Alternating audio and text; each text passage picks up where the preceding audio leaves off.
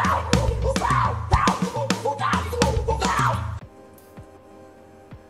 hello po and welcome sa isa namang video natin ngayong araw. And for today's video ay yun na nga po, no, nagpakumbaba ang isang taong siya pa yung ginawa ng kasalanan.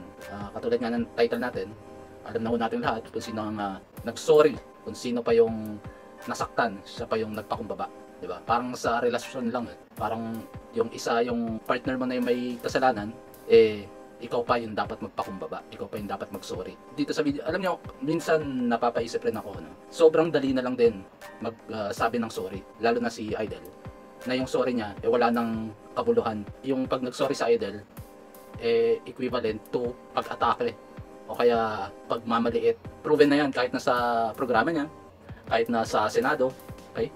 Proven na pagka nag-sorry si Idol, may kasama ng atake sa'yo o sa mga taong gusto niyang atakehin, mga ganon, lalo na sa Senate hearing. Pero dito naman sa paghingi ng sorry, hindi naman si Idol yung nag-sorry.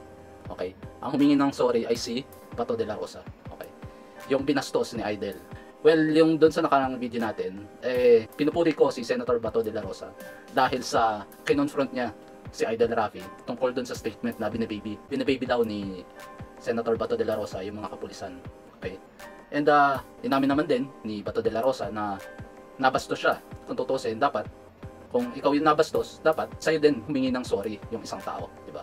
Hindi yung ikaw na yung nabastos, ikaw pa yung hihingi ng paumanhin dahil binastos ka. Di ba? Kumbaga sa kapulisan, yun din yung isa sa mga natutunan nila, yung humility bilang tao.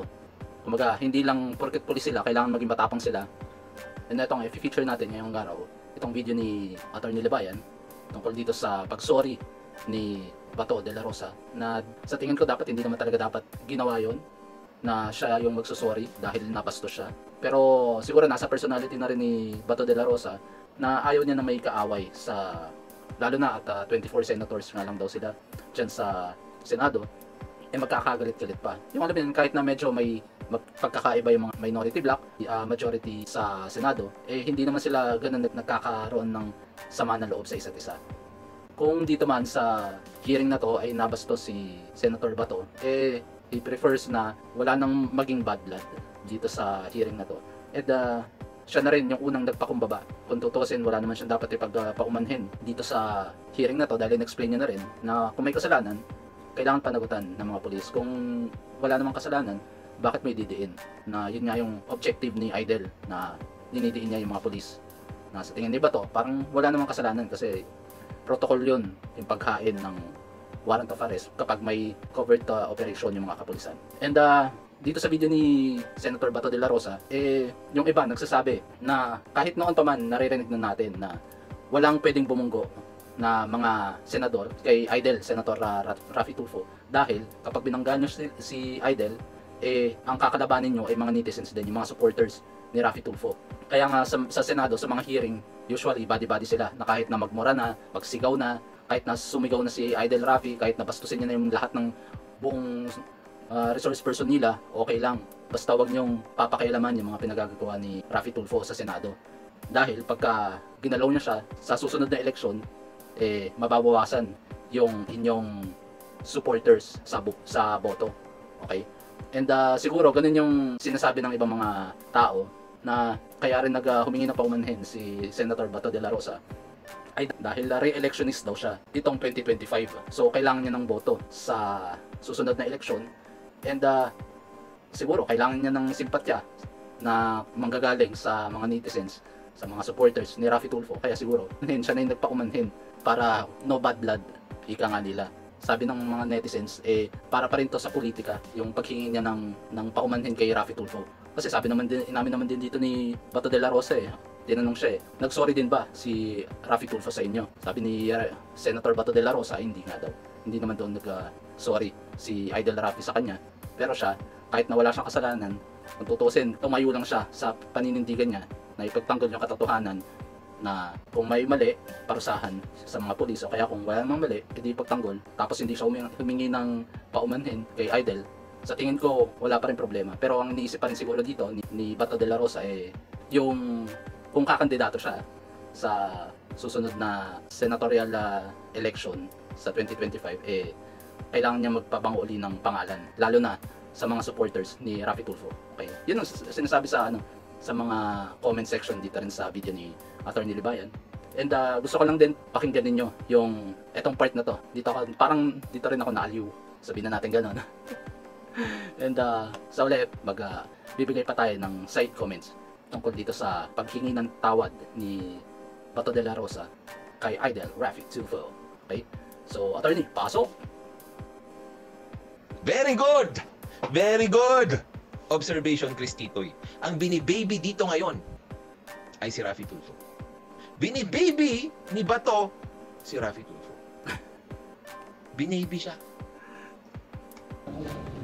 How you want this to go? Yun lang sabi ko sa kanya. Ako rin sa kanya. I feel na Kasi ang gustong mangyari ni Idol makontempt yung mga polis. Pero it didn't happen as planned ni Idol Raffy. Instead, akala ni Idol Raffy pinagtatanggol ni Bato de la Rosa yung mga kapulisan, kaya hindi nangyari na makontempt. And in the end, nag-walk out na lang siya. hindi niya gusto yung technology. Sa nagbayad. But it's your committee. Di ba? Nagtantrums yung baby. Hindi naman tama yung pagtatantrums ng baby. Ikaw yung bibigay. Di ba hindi tama yun? Kasi nga, di ba? Well, everyone who became parents here, no? Alam natin lahat na yung pag ang baby nagtatantrums, dapat wag mong pagbigyan. Kasi nga, magiging spoiled yung bata. Tapos magre-resort siya to tantrums every time para makuha niya yung gusto niya. Katulad ng sinabi ko ng last video ko rin na this past 2 years kasi yung mga ang tawag dito sa Italian ay capricci, yung tantrums. Yung tantrums ni Idol all these past 2 years napagbibigyan ng Senado, ng mga Senate hearing. Kaya lumalakas yung loob at nagiging bully sa Senado kahit sa mga resource person o kahit sa kapwa senador. Kaya nababastos yung hearing and dahil nga pinagbibigyan ng ilang senador kapag may Senate hearing, yung kung paano umasta si Idol Raffy, kung paano magmura, napagbibigyan. Hanggang sa ngayon, kahit na yung ibang senador, binibaby rin si Idol Raffy. Para saan? Para sa suporta ng mga taong bayan, para sa mga re-electionist na senador. So yun yung perception ng kung bakit nagsusori si Bato de la Rosa kahit hindi niya kasalanan kay Idol Raffy para sa boto. Yun yung sinasabi ng mga tao sa isyong to na pagsusuri na hindi naman dapat. Diba? Kaya lahat, pati mga doktor, pati mga child psychologists, sabi nila, yung mga anak nyo, pag nagtatantrums ng walang dahilan yan, huwag kayong bibigay. Alam ko na madudurog yung puso nyo kapag nakikita nyo yung anak nyo na umiiyak-iyak, tapos naglulupasay dyan sa... Totoo yun. Ako, 3 na anak ko, ganun na. Kahit na masakit sa puso ko, napagalitan sila. Hindi ko naman pinapalo yung mga anak ko. Pero every time na kailangan mong disiplinahin, kahit labag sa loob ko na disiplinahin sila, kailangan Hindi ako yung magsusuri. Dapat matuto sila ng leksyon. Diba? Floor, ganyan, kung ano-ano para makuha yung gusto nila, tigasan nyo yung mukha nyo. Gawin yung bato yung puso nyo. Kasi nga, kapag sinanay mo, yung baby, na kapag nagtatantrums yan, binibigay mo yung gusto niya kahit mali, gagamitin niyang kasangkapan yung pagtatantrums niya para makuha niya lahat ng gusto niya kahit mali. Ngayon na ngayon nangyari in this past 2 years. So, namihasa na si Idol. Di kayo yung nagdudusa ngayon. At kayo pa yung dapat mag-sorry sa kasalanang binigay ni Idol Raffy. Sabi dun sa isang comment only in the Philippines. Senator Bato, what have you done to the big baby? Baby bubut. Talaga kung uso pa rin yung word na yun. Baby bubut. Baby bubut. Yung mga batang palaiyak. Alam mo yun, baby bubut. Dismaya doon sa mga pulis na tingin niya nagsisinungaling. Nagsisinungaling at pinakaipat-ikot na daw. Kaya niya ang nagpaikot-ikot naman si Raffy Tulfo doon, paulit-ulit nga yung mga sinasabi niya, yung mga tanong niya. Magtatanong siya doon, tapos mamaya hindi niya gusto, magsasabi siya ng sarili niyang version. nainis. So hindi ba nag-apologize si Tulfo sa ginawa niya? Hindi lang nag-apologize. Good question! Kasi nga mali yung pag-walkout. Hindi ba nag-apologize si Tulfo sa ginawa niyang pag-walkout? Let's go! So, hindi naman. Hindi naman. Hindi naman. Kasi nagtatanong. Hindi naman kasi bakit magsusorry si Idol Raffy? Inatake ka niya nung una. Kapag inatake ka niya, tsaka siya magsusorry. Eh doon sa pag-walkout niya, eh binastos ka lang naman, kaya hindi siya nag-sorry. Pagka inatake ka, kaya doon lang siya magsasorry. Magsasorry muna siya, tapos saka kanya atakein. Pero pagka hindi ka niya inatake, binastos ka lang naman na nag-walkout siya, eh, hindi siya magsasorry. Taka din yung reporter. Bakit yung tao na gumagawa ng tama ang mag-a-apologize tapos yung tao na gumawa ng mali, hindi nag-apologize? Binaby. Ngayon, Rafi Tulfo, how does it feel to be babied by Senator Bato? So yun, nagiging comedic act na dito sa Senado. Baliktad na talagang ang mundo kung sino pa yung ginawa ng mali at kabastusan sa Senado, eh siya pa yung hihingi ng tawad doon sa bumastos sa kanya. At kung sino pa yung sinabihan na binibaby yung mga resource person doon sa hearing, eh siya naman ngayon yung binibaby. Kaya siya humingi ng sorry sa kapwa niya senador. Okay? What happened sa Senado at sa mga senador? Okay?